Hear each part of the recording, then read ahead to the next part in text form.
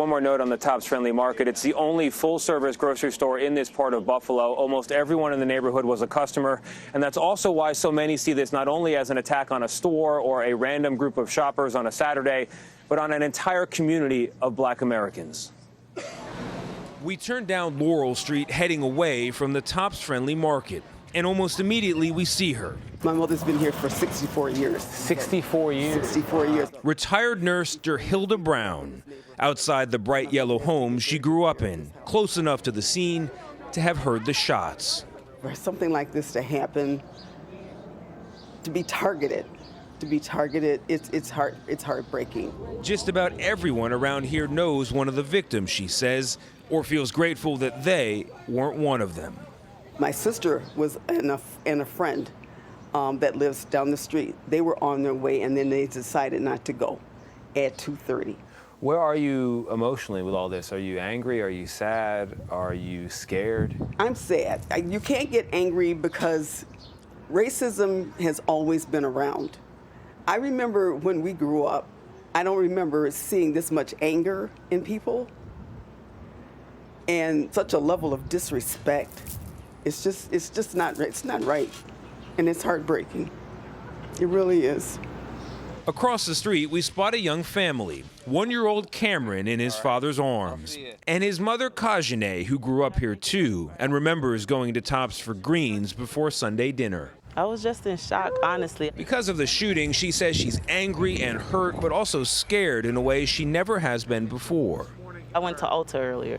I was surrounded by white people, and I felt a little afraid. I felt like anything could happen, and I was afraid, just getting makeup. Fear is also on the mind of Abdul Mata Ali, who flagged us down to say he's been haunted by video of the shooting.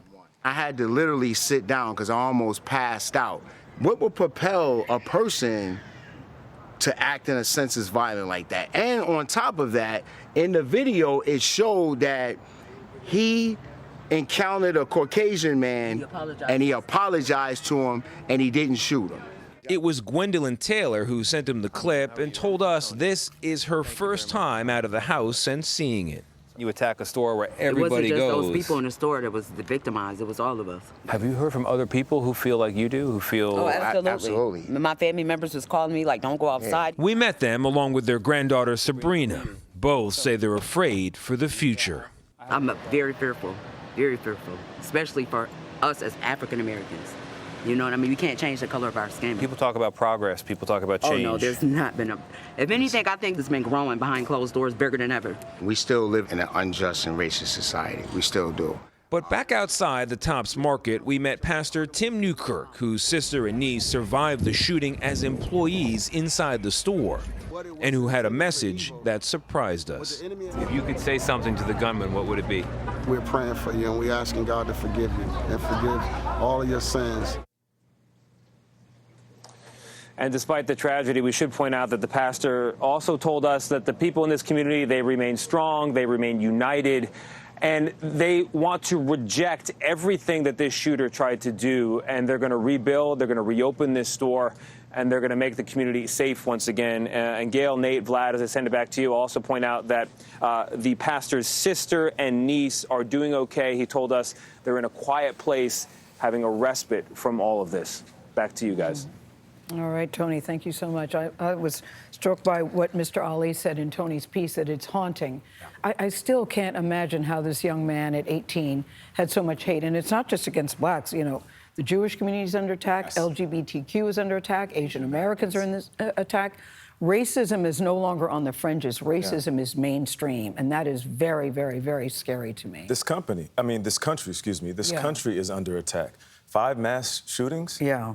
Since Friday? Yeah. I mean, gun violence is as American as apple pie, the sports we watch, and the hot dogs we eat at those games. Yes. We have to admit that. We have to come to that realization. And nowhere is safe. Can't go to a grocery store to pick up some strawberries. Can't go to a concert. Can't go to a movie. Can't go to school. Can't go to a place of work.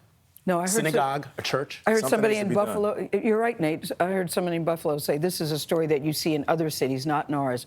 But now ours is. It is like a Russian roulette. No matter where you are, nothing feels safe to me.